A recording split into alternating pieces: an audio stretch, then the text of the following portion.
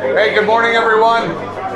Hey, let's open with a quick word of prayer. Dear Lord, thank you for bringing us here again today, and thank you for bringing us here this month. We appreciate the blessings of the last month.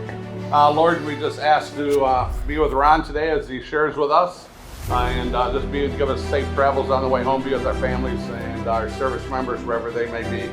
Bring our service members back home safely, and just thank you for the blessings that we get to gather in a room like this because of guys like this who's going to speak today. So forgive us for our sins. We ask this in Jesus' name, amen.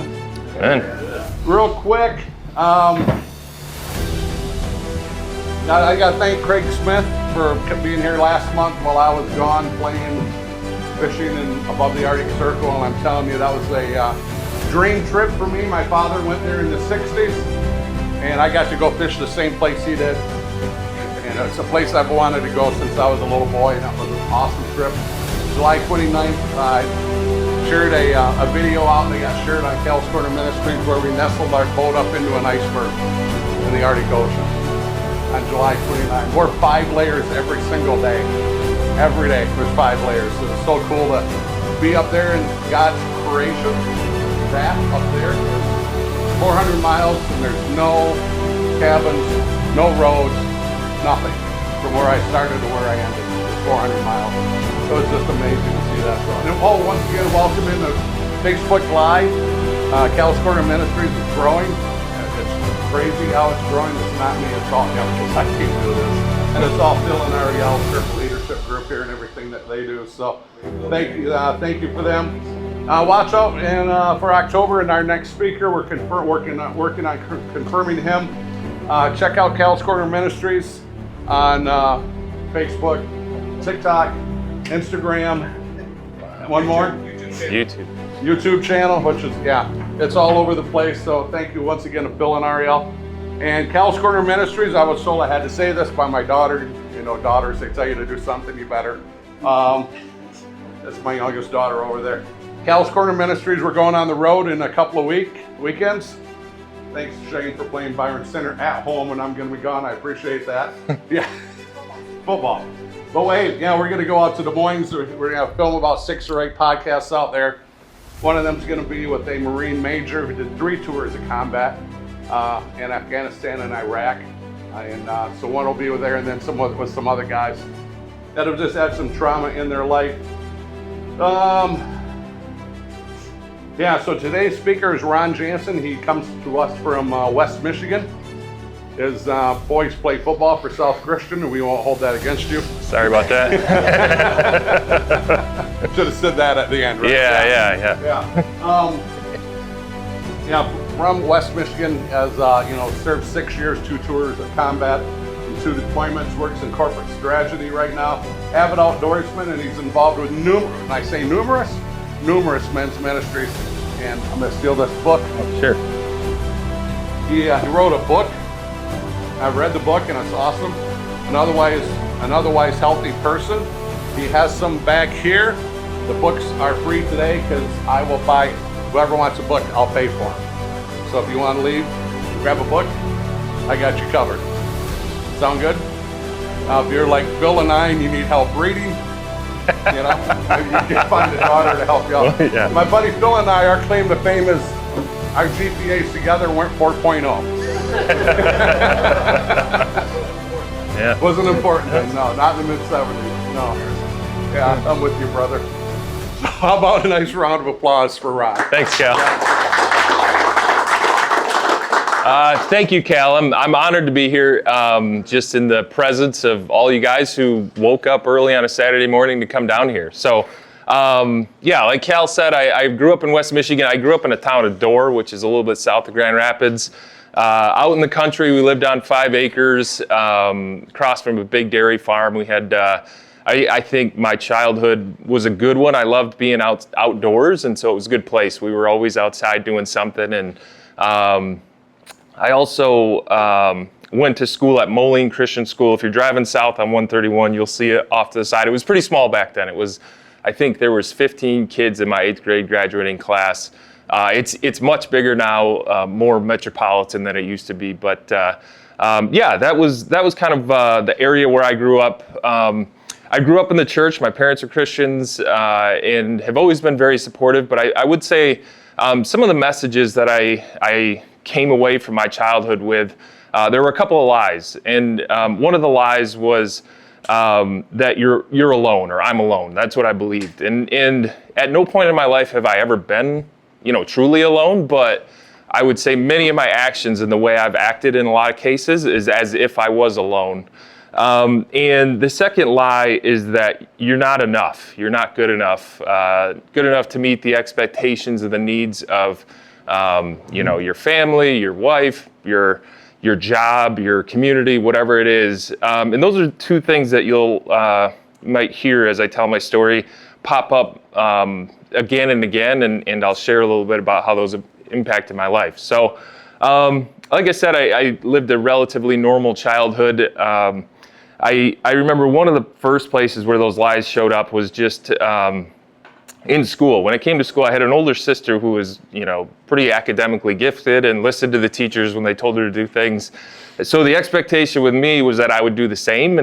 And although I did all right in school, I never quite measured up to what the teachers or my parents thought I should do. So I still remember, like, every night of parent-teacher conferences, just dreading the conversation that would happen when my parents got home and would have to talk to me about how things were going and how poorly things were going, and ask the questions about why I wasn't doing what I was supposed to do.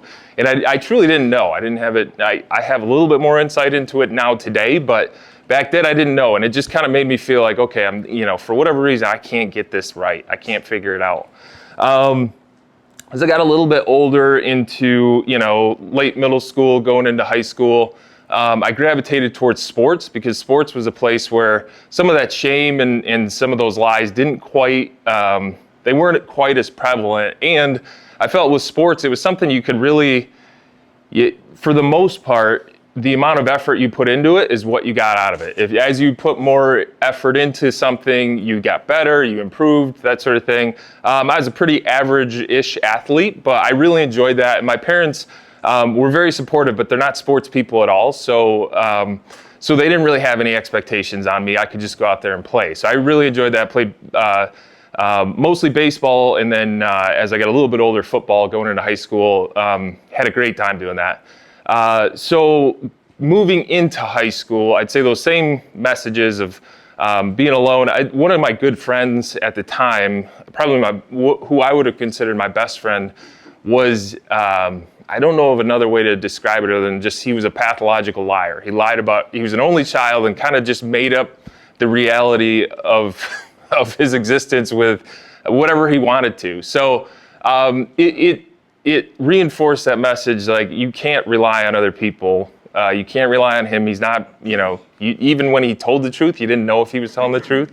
So I think I grew into being just a pretty skeptical person. And that showed up in a lot of different places later in life too. So as I went into high school, I, like I said, played sports, really enjoyed that, sort of got by academically. My senior year, I met my future wife. We started dating. And that was one of those things where, a young man meets a beautiful young woman and you think, wow, I have things figured out. Everything's good. She makes things perfect. I don't have to worry about all the stuff I've struggled with up to this point. And any of you who've been in that situation, that's not true. I mean, women are a gift from God, but they're not meant to replace God. And I think for a while that was, even though not consciously, that's what I was hoping for, is that she was my idol on earth. And that, you can imagine the crash when you find out that that's not exactly how things work. But got to the end of my senior year, I was kind of trying to figure out what to do, and ended up going, at the time, Grand Rapids Community College had a football team, and that was about the only football team that was, or program that was interested in me.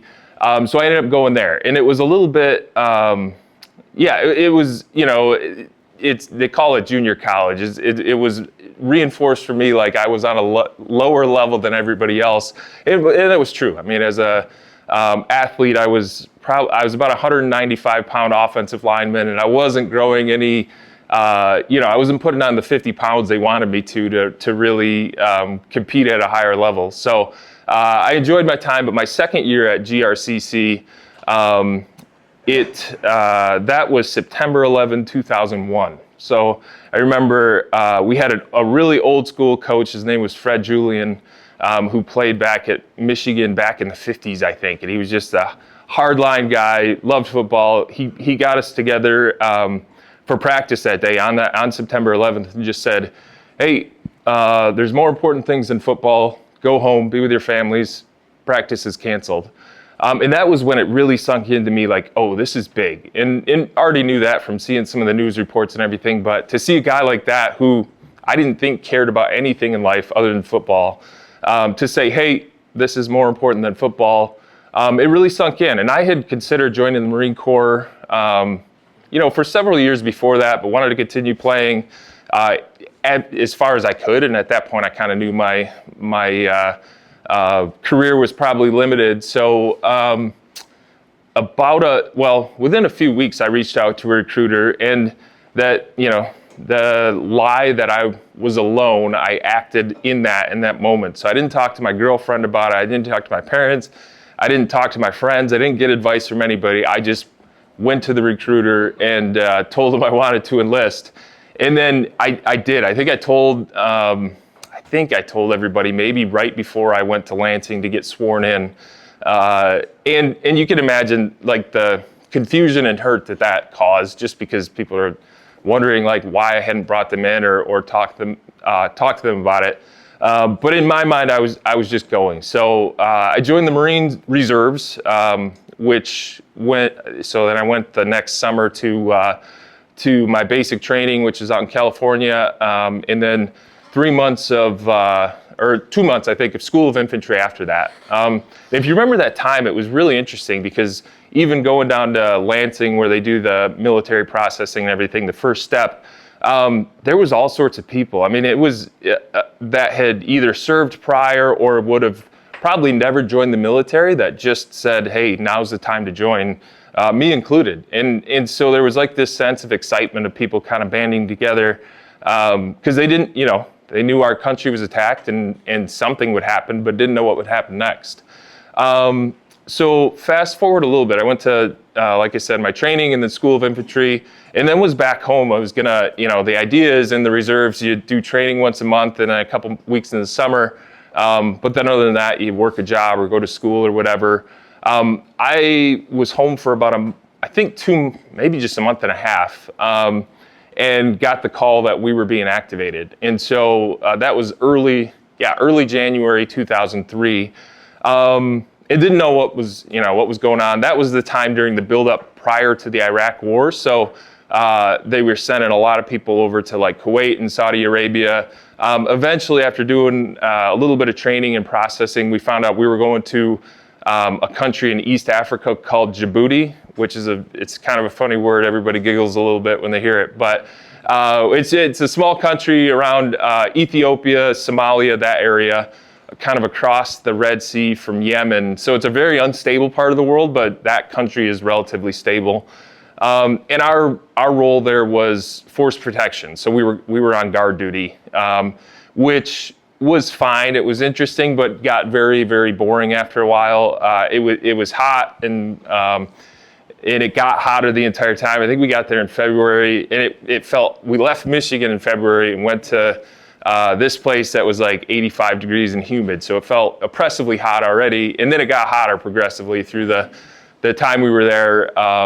But it was interesting, but like I said, not the most exciting thing. And it felt a little bit like we were on the sidelines watching. This was, along with everybody else, we watched the initial invasion of Iraq on CNN, and then some of the things that happened after that. And we were just kind of in this faraway place that nobody had really heard of or knew existed.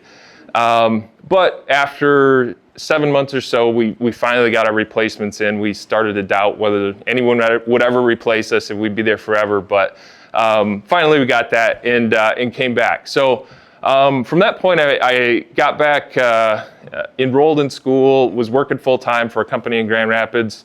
Actually, Mike Vinlon got me that job. It was a company he was working for at the time. So he was a previous speaker, I think in Grant, but lived a relatively normal life. I got married in August of 2005, so my wife and I just celebrated our 20th anniversary a couple weeks ago. But we got married that August, and knowing that there were rumors of maybe another deployment, and I see a few Army hats here. Those who've been in the military know, like, there's rumors all the time, and 95% of them are BS.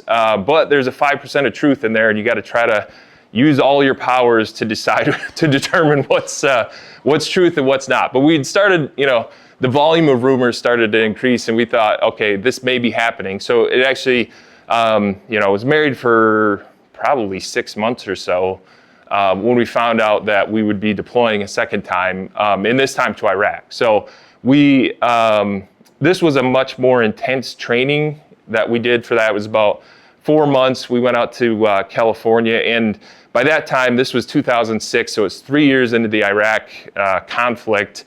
There was a lot of the lessons that units were learning on the front lines that they brought back and put into this training. So it was very, very realistic, very intense. They brought, they would bring Arabic speakers in as actors that would act like Iraqi villagers or others that we would interact with, and then we'd have the situation like that, and then they'd have a bomb go off and we'd have to react. So it was good. It was very intense, and all-consuming. I mean, I think we had maybe 1 weekend off that whole training workup. So this brings us to September of 2006, when we actually left California and went over to Iraq. And if you remember what was going on at that time, the initial invasion was 2003. Shortly after, everybody thought, okay, good, that's over. We can move on to the next thing. The insurgency kind of grew in Iraq. Especially into 2004, it was very intense. There was the big battles in FALLUJAH in like April of 2004, and then November of 2004 was a really big battle when they cleared the city. But really, if you look at kind of a map, the insurgency was just kind of bouncing around and would get really intense, and then the U.S. or coalition troops would focus there. Eventually, they'd kind of shift to other areas.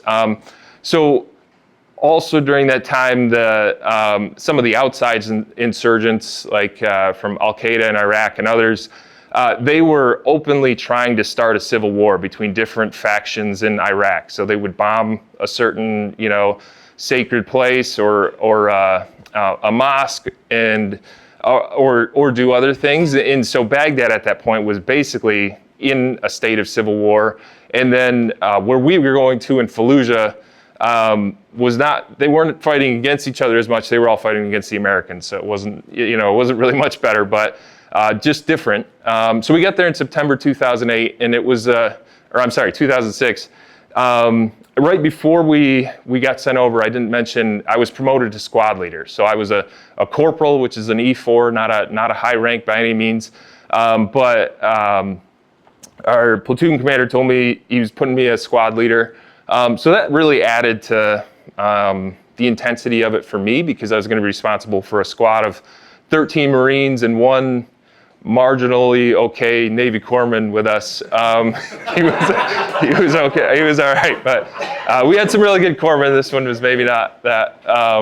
But it just made it, I think for me, dialed up the level of intensity, knowing that I was going to go there and be responsible for those guys. So we got there, and very quickly, I think even the first day I was there, I went on an advanced group with some of the other squad leaders just to get the lay of the land. We went out on a tour with the unit that we were taking over from, a tour of the area of operations, and within an hour or so, we had an IED blow up in front of the Humvee I was in. I was in the lead Humvee. It just partially detonated, so it didn't do any damage, but then, yes, we got out. We were searching for the trigger man, and then started taking gunfire from there. So it was just one of those times that it became very real for me as I looked at what was going on and started to plan for when my guys would get there a couple days later. So It was intense, especially the first couple of months. Well, I guess the entire deployment was intense, but the intensity of the first couple of months was, it took a lot to keep up with. We had, within a month, we were out. One of the things we would do was go out and establish a patrol base in a part of our area of operations and patrol out of there. And so we did that the first time, or my platoon did, and we, within a few hours, started taking gunfire, and then throughout the next day, we had multiple different engagements, firefights. We had a Humvee they were patrolling the road nearby and had an IED blow up right underneath the engine compartment. So my squad was about 100 yards away and saw the explosion and just saw like the hood fly 100 feet in the air.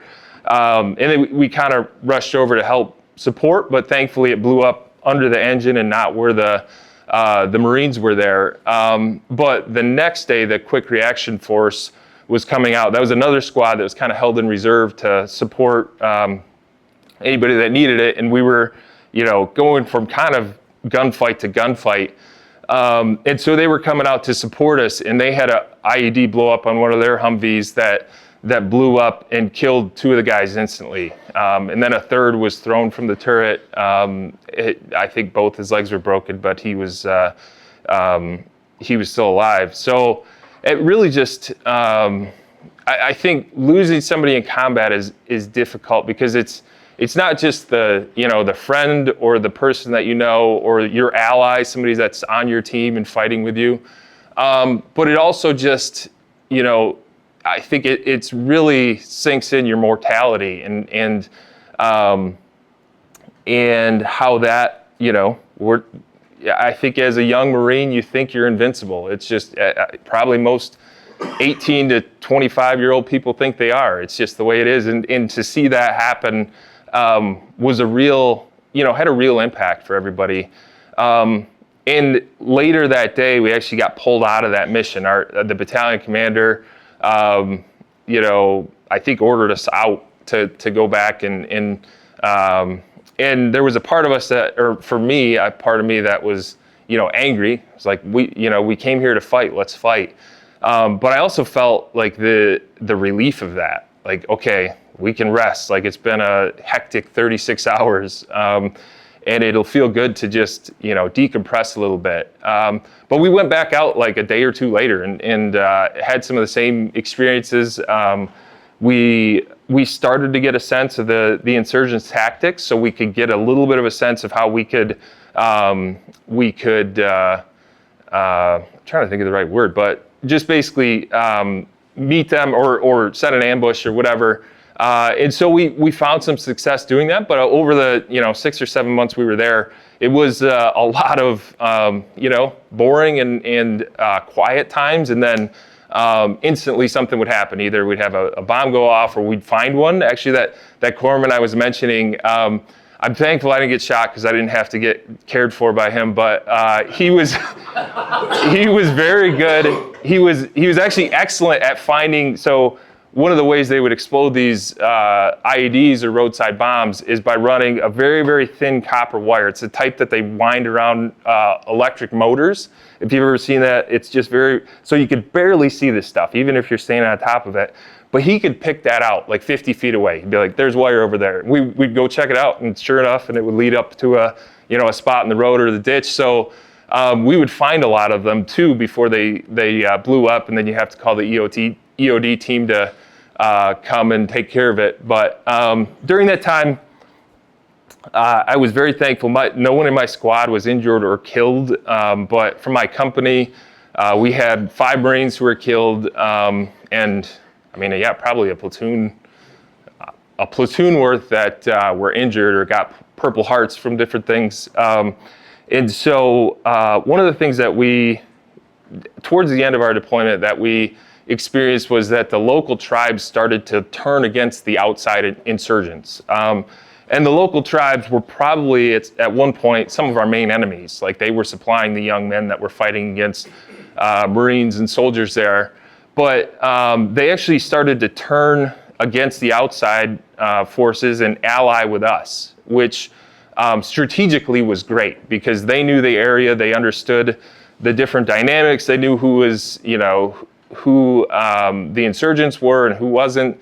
And so that was great, but on a practical level, at the squad level of us corporals and lance corporals and PFCs, it made it pretty difficult at times because we had a group of Iraqis with ski masks and AK-47s that were on our side, and they were our allies, and then we had a group that weren't, and they were our enemies, and it was just really difficult. But we did see a lot of improvement while we were there, just because they started to work with us and had a ton of success and saw things, getting better. And then the troop surge, if you remember, that was kind of right as we were leaving. That's when a larger groups of troops were coming in the spring of 2007 to take over. And so really stabilized the region, felt pretty good about it. So finally, I think it was April 2007, we were sent back to the U.S. after our deployment. It felt, I think the way I describe it is it felt like we'd played a long season of football and ended up with a 500 record and we were going home. I mean, we played our asses off, but that was it. And somebody else was continuing the game and we were leaving. And so we were glad to be going home, but also kind of felt like there was unfinished business, or felt a part of us wanted to stay and continue. But went home. I very quickly jumped right back into to work. I had 30 days of leave after being activated for a year that I would be paid for by the military. And so my plan initially was to take those 30 days and decompress and take it easy. I think on day 2, I called my boss up and said, "Hey, I got to come back to work. I can't sit here." I mean, and I think that was an okay thing to do, but I looking back on it, I wish I would have maybe done a little bit of work to process the experience rather than just jumping into the next thing. But yeah, I jumped into work, church. I think my wife, she got pregnant 3 or 4 months after I was back. And so we started a family and really moved on. And my goal at the time, I don't know if I even consciously thought of it, but I remember, I knew like the stereotype of the damaged veteran, the homeless guy who's got a sign and because of what, he experienced, he can't move on from it. He can't, function in society. And I just wanted to be the opposite of that, which wasn't, a fully authentic way of looking at it either, because it did have an impact on me. But I was just, very focused on moving on from it. And I didn't really see how the experience I had in Iraq fit with the rest of my life either. And so I just went into those things. And we had, 3 children in relatively rapid succession. I think they were all 18 or 20 months apart. 3 kids, I was out of the Marine Corps at that point. I think I was in for another 6 months or so after we got back, and my enlistment was up, and just kind of moved on. But I would say, if I look back at it now, I was living pretty detached from my heart. I was living in my head a lot. I focused on logic and what I thought I could control, rather than really meeting anyone at a heart level, or even really meeting God at a heart level. I think I had head knowledge about God, but that was where I was at. And those of you who maybe experienced this too, like, that works actually in a lot of cases. You need that in some cases. I needed to be that way in order to survive and to operate in Iraq. But it's not the full experience of being a human on this earth. And so it brings us to, I think it was 2013. It seemed like that year things really started to take a change. I wasn't, the company I'd been working at for a long time, things weren't going well. I wasn't doing well as a leader. I was leading the operations team then. I was struggling there. I was struggling in early 2013. I read it was in the Wall Street Journal, that the local sheikh, or the tribal leader that we worked with, who was our ally when we were there, he was killed in a suicide bomber by ISIS in 2013. And by then he had become a part of Iraqi parliament. He was a lawmaker, so it was pretty big news, and it was bad news. It was, we knew that there was different forces, and that at that point ISIS was kind of entrenching in the area, which were the same. I mean, it was the same a-holes we were fighting back in 2006 and 2007. So that was tough. Work was tough, and then at home, it was a struggle. My wife and I were not seeing eye to eye on much, and couldn't really put my finger on it, but I just knew things weren't going well. And so when she recommended or asked that we go to marriage counseling, my answer to that, the 7 years prior, would have been no. We don't. I'm not doing that. I don't want to go into it. But at that point, I was really at the end of anything I thought would work. And so I said, okay. And so we went to the first meeting, and it wasn't the worst thing that I had ever experienced. So I was encouraged by that. But very shortly after that, within a few days, as part of our counseling, my wife shared with me that she had an affair. And that was, it felt like a bomb blew up out of nowhere. I wasn't expecting that at all. And I had I really had no way of processing that, because all the logic and all the things in my head that I thought just didn't make sense. None of it made sense.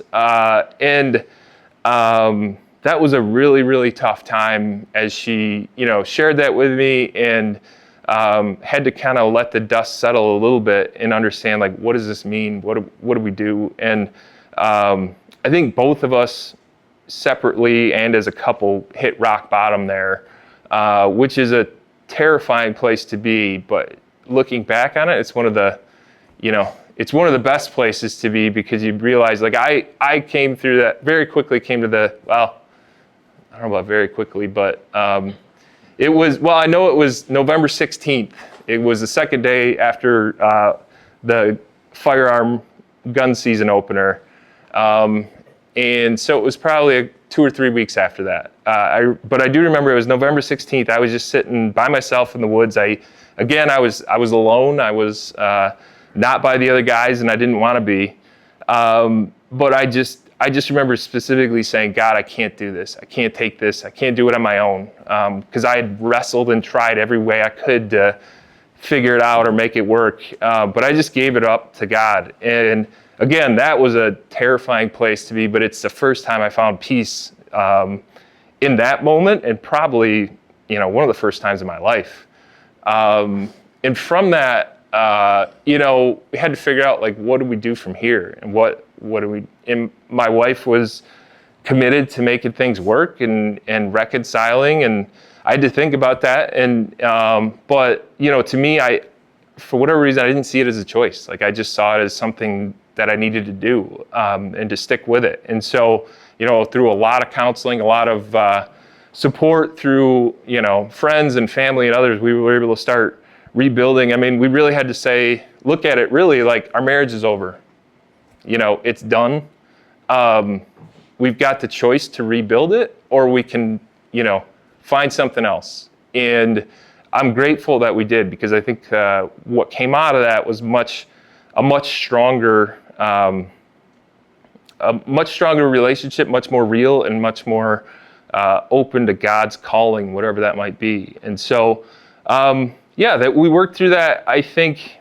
And like Cal mentioned, I've been fortunate to be a part of some men's ministries that have really helped me find healing, and and also just community. That's one of the things that I didn't have. And I actively stayed away from community because I wasn't comfortable with it. I wasn't comfortable with people asking me about my business or how I was doing. I'd rather just keep it surface level. But been really job I had, or the company I worked for, this would be really, really hard. I'm thankful, and as a man, I think a huge part of who we're created to be is to provide for our families and to do that. But I'm in a position right now where I can't until I find the next job. So I'm working really hard to do that. But I think it has just caused me to kind of go back when these things come up, to lean on community. I mean, the number of people who've reached out to me and asked how I'm doing and if they can help. My initial response still is to act like I'm alone and say, no, I'm fine. Don't worry about it. I'll handle this. which is really a shame-based response because I don't want them to see me in this place where I'm, I don't have it all figured out. But I'm in that place and I feel pretty good about it. We'll see what comes next. I'm very hopeful that something comes through soon. But also I trust God in this. So one of the things that, as I look back at kind of the whole story I shared there, is that, the first war I was a part of was a physical war. It was a war against the insurgents in Iraq and the other forces there. And then the second one was really for my marriage. I mean, my wife and I, we fought each other, but then eventually started fighting side by side for our marriage. And it was one of the most scary and difficult and important things that we ever did. But I think there's also a third war, and I'll just end with this as I read it. It's the last page in the book, so if you do get it, you don't have to go this far, but I'll give you a preview of it. So the third war, the forever war, is the internal war of my soul. Not a war for my soul. I believe that matter is settled. The war of my soul is the war that impacts my identity and the role I play in my family, community, and career. When I'm losing the war, I believe I'm alone and I operate as if that is true. I live a coward's life. I don't trust others and they have no reason to trust me. I point out vulnerabilities in others while trying to hide my own shortcomings. I focus inwardly and live a self-fulfilling prophecy. I believe I am alone, so therefore I am. I believe I'm not enough and spend my time trying to prove that belief is not true. I won't be able to quit this battle at any point in my lifetime, but I have hope. I'm reminded of the passage from Psalm 23 where the shepherd prepares a table in the presence of my enemies. I constantly live in the presence of my enemies: shame, fear, doubt, betrayal. Then I imagine myself sitting down to a peaceful meal after a day's fighting. I've heard it said before that shame isolates, but I also believe that isolation shames. Shame is an enemy with which I am intimately familiar, and my future battles will be fought against it. My shame doesn't want me to share my experience with anyone, let alone a broader audience. Shame still attacks sometimes, and I fall back into my old ways of operating. But yet, I feel called to share God's story of redemption with whomever wants to hear it. This book is a major offensive in my forever war against shame and isolation in my life. Thank you for your part in fighting alongside me. Thank you. Oh, sure. Any questions or comments, I guess, if they're positive. Or negative. What's your dream job? Oh, that's a really good question. I've had some time to think about it, but I think either running a part of a smaller business. I've been in the corporate world for the last 12 years or so, like large corporations. I think I feel called to something smaller, but also, or running a portion of a larger company too. I'm considering. So, yeah. Okay. What did you study in college? Business. Just at your time in battle and in combat and all those lonely nights or those boring nights, how in tune were you with God at that point? I was, I still had faith. I believe I was saved then, but I was in tune with God in the sense that I was asking God for a lot. I was asking God for things I needed, like safety and reassurance and things. But yeah, I kind of see myself then as a young child going to God and saying, "Hey, I don't feel safe. Like, help me out here." But then, I neglected some of the more just relationship aspects, or just trusting God and not just going to Him when I needed something. So this is something I try to be far more aware of. Is looking at it like any relationship. You want to spend time. You want to, people need you and they need things from you, and that's fine. That's what it is. But if the only time God hears from me is when I need something from Him, I think I'm missing out on a lot of what God offers, and that's kind of where I thought I was at the time. The last part would be, so growing up in a Christian family, Mm-hmm. you were young. I think at young ages, when you're brought up in a Christian family, you're kind of forced to. So you really don't know your calling to it.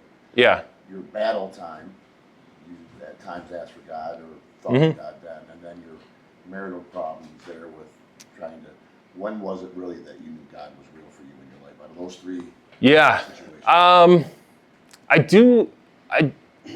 I truly knew God was real from a young age. I think that was part of my faith, and it was a real faith, although I did have some of the things where I did that because we're a Christian family, so these are things we do, even though maybe I didn't fully grasp it. But I think I fully, it wasn't until November 16, 2013 that I really grasped, like, it was almost like up to that point I was God because I was trying to control everything. Even though I recognized God but it wasn't until that point where I said, God, you own this. I'm here to do whatever I can and need to, but when I gave it over to Him, that really, I think that was the point that it really sunk in for me. Being a tough Marine. Right, yeah. Yeah, I couldn't pretend to be anymore. Yeah. Hey, Ron. Yeah.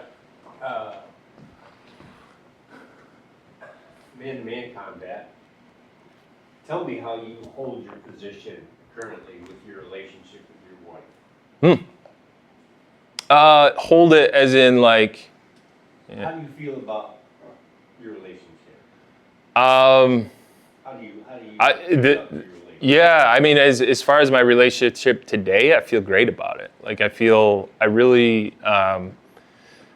we're in a really good place with each other, but most importantly, in a good place with God, which brings us both together. I can look at the past and say some of that was really, really hard and really hurtful and just painful, unnecessarily painful. But I also don't know anybody who's been married for any length of time that hasn't had, not necessarily infidelity, but some sort of deep struggle. And so it doesn't excuse it, but it is something that I think, I would say I feel great about it now. But yeah. Do you see any impact on your kids or in the past on kids and your struggles, relationships, and how did you and your wife deal with that? Mm-hmm. Yeah, I think our kids were relatively young. I mean, our oldest was maybe 8 when even younger than that. He was probably 5 or 6 when we were going through the worst of it, and our daughter was 2. So, they were aware of very little other than the fact that, we weren't doing great as parents at the time. As they've gotten older, we've shared more of this, and even it was a step before I published this that we talked to the kids just about some of the stuff that's in it, and even some of the combat stuff I hadn't told the kids, and so we had to share that with them, and as they get a little bit older, you see them start to understand it a little bit more. But we've also been very open about we're involved in we do premarital mentoring for young couples at our church or couples that are going to get married. And we share with our kids, like we feel called to do that because of how important it is and how, setting at least some sort of foundation or a solid foundation makes such a difference. And so, I think it's something that we're continuing the conversation with them just because I remember, our oldest is 17, and I remember when I was 17 and the amount of things I think they're pretty good at perceiving, but they also have a certain way of looking at the world. And I'm hoping to continue the conversation as he becomes an adult and just sharing, because I think that's really important that we, one of the things that I'm extremely uncomfortable sharing a lot of personal stuff with people. So it might seem weird that I'm up here, but I've found that's how I've found healing, is hearing other people share their stories as well. And when we share our stories, it's really not our story, it's God's story, which is what the redemptive part of it. It's not about us, it's about His work in us that's really important. Yeah. Yeah, No. piggyback Shay's comment about the battle. First of all, thank you. Yeah. Thank you for sharing your vulnerability. I think that's your superpower. That's what I see in the short, brief time. But how do you go to battle every day? Like, what can we take to say, hey, man, we're all in this same battle, right? Yeah. And like, what is your, you don't have to share your game plan, but maybe. Yeah. Like, how do you win the hour, win the day? How do you win the day each day? How do you go about your continuous battles today that maybe we can glean from? Yeah. Well, I think, like I shared, like one of the things that's become very clear to me is like shame is a huge part of the thing I'm fighting, and shame comes from the enemy. It's the lies that we're not good enough, we're not, that we aren't made in the image of God, basically. And so, I try to. One of the things I found is like when shame pops up in me, I usually can recognize it, but I don't know what to do then necessarily. I mean, in my head, I can say that's a lie, that's not true, and I know that, and I can think about the scripture that says that's not true. But also, I think one of the things it sounds counterintuitive because it's not really fighting. But just taking a step back and like being curious about what it is that's really going on inside of me. And that's when I can understand like, oh, this is, it's hitting on something from the past, or it's hitting on just a lie I believe, or it's just, sometimes it's just not at my best at all. And so I'm tired, I'm worn out, and things are going to seem worse than they are for a little bit until I probably eat something and go to sleep. So, it's right. Yeah, it's never, I think what's hard is it's never like a clear line of attack. It is more like insurgent style warfare where you can feel like everything's good, you've got things figured out, and then bam, something hits you. Probably, I think taking the time to respond to that rather than just moving on, that's what I did for a long time, is just, we'll figure it out in the end. But without taking the time to really understand what's going on in your heart and what God's trying to tell you, I think we just ignore the problems that are there. Thank you. Yeah. Yes? Did the Marines offer you any opportunity for spiritual growth, and did you have any comrades like the Marines? Yes, so they did. So there was a chaplain, I think that was assigned to our battalion. He would come out. I mean, we were on a pretty remote forward operating base where I was at. So it was just a platoon size base. It was 40 of us there. So he came out once or twice. And he had like the youth leader guitar, and we sang some hymns. It was great, but it was really, so I think the, spiritual growth was, I guess, I would say encouraged, but not really supported, maybe, if that makes sense. So it was really, I think most of the guys in my squad were believers. I mean, one guy was not. He was, pretty open about that. But so, we talked about our faith. We shared that in some ways. I think looking back, it's an opportunity I think I missed to lean into that more. I was not really somebody who was comfortable sharing about my faith a lot. I would share facts, but not really my heart with it. I think there were opportunities, but it was more on each individual rather than, the group that we did. So. You had one over that way. Yes. Yeah, Ron, you shared that you and your wife are both feel called to this mentorship for young people that don't know anything about getting married. Mm-hmm. You also shared that you and your wife started over from ground zero and you built something that is strong and beautiful. Have you considered the possibility that God took away your job because He wants you and your wife to go into this as a way to help people that are in crisis in their marriages, to bring what you have gone through into people like us who are going through warfare and are losing? Yeah. I hadn't considered it in quite that way, but it's interesting you mentioned that. So I didn't mention it. My wife, I think about 2 years, she started about 4 years ago to get her counseling degree. So she's a full-time counselor right now. She added clients since I've been off of work. So since I'm doing a little bit more around the house, but I'd say she's living into that right now. It's an interesting challenge to me that I need to think about. But yeah. You got a story, brother. Right. Yeah. And I think you share that story, it resonates with men in a different way than it would resonate with women, perhaps. I Yeah. don't know, maybe if you describe your relationship as this partnership, as this something very different than when you were 17, 18. 19. Yeah, absolutely. So, who knows? Mm-hmm. Just be encouraged that God's Yeah. got a plan for wherever you're headed. Sounds like you're open to whatever He has to, whatever He's going to tell you. Yeah. So. Thanks. Anybody else? I will not hit my head on the Oh yeah, watch out. Small victories every day. Heroes walk among us every day. There's a couple right there. And this guy. How about a nice round of applause?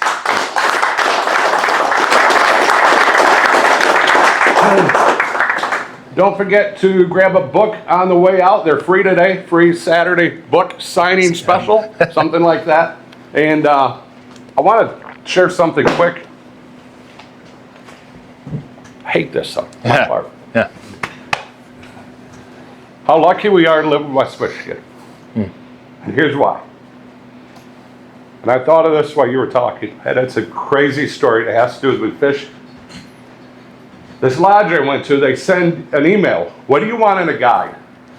And I mean, they break it down. Like to what hand do you reel with? That goes that far. So I just put in there, you know, you answer all the questions and then, you know, comments. And I said, hey, I love Jesus. So, you know, I don't need a crazy roughneck Canuck. I didn't say that. I didn't say that, but I wrote it politely. Yeah. So I get Drew. Drew is a 6'5" mullet, grew up northern Manitoba. 6'4", 6'5", $190, hockey playing, 30-year-old guy. And we get fishing and he's just quiet because now he knows that, okay, he's got this crazy Christian guy who's flawed. He's got this guy in the boat, so he's just super quiet. So like, and we start fishing at noon, later in the afternoon, I say, hey, you know, I love Jesus, but I'm a flawed Christian. I have a major thing that I deal with every day. And I said, but if you want to talk about Jesus anytime during the week, let's do that. Okay, thanks. He didn't say nothing. So the next day we go fishing, and he starts asking questions. And I just said, Drew, I'm not going to Bible thump you, but you got a question, just ask. So he starts to ask questions. And about on Thursday, my last day fishing was Friday, he goes, hey, where do you go to church? And I said, I go to a non-denominational church. And he goes, what's that? Never heard of that. And I'm thinking, well, you grew up in northern Manitoba, up in the, you know, way up there. So I said, well, this is what it is. You know, it's, you know, you've heard of Wesleyan Methodist. I said, ever heard of Reformed or Christian Reformed? No. You ever heard of this? You know, Catholic? Oh yeah, I've heard Catholics. And I'm like going, okay, this is raw here, right? And so I told him what a non-denom was. And he looks at me and he goes, do you still go to heaven? And I wanted to laugh, right? You want to laugh, but this is West Michigan. We're so fortunate. We got, what, 10 churches probably or more here in this area. There's a lot of, look at all the red Harrises in this, you know, in this area. We all, you know, every community, not every community has a guy like Red. I mean, he's special. But, you know, we have all these different churches that we can go to. And I'm like going, this guy, he doesn't even know what a non-denom, I've never even heard of it. And he's like, he's dead serious. Do you still go to heaven? And I almost wanted to laugh, but thank God just caught me. And I went, yeah, you still do it, because it's not about church. It's about your relationship with Christ. Amen.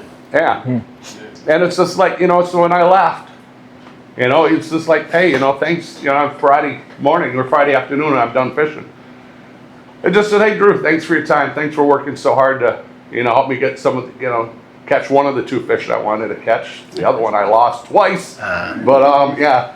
And it's just like, you know, and I don't know where I'm going with that. I just wanted to share that. But thanks for, you know, veterans, you and the other guys in here, that we can live in West Michigan. We live in America. And we can get together. And the Taliban's not outside our door. waiting for us.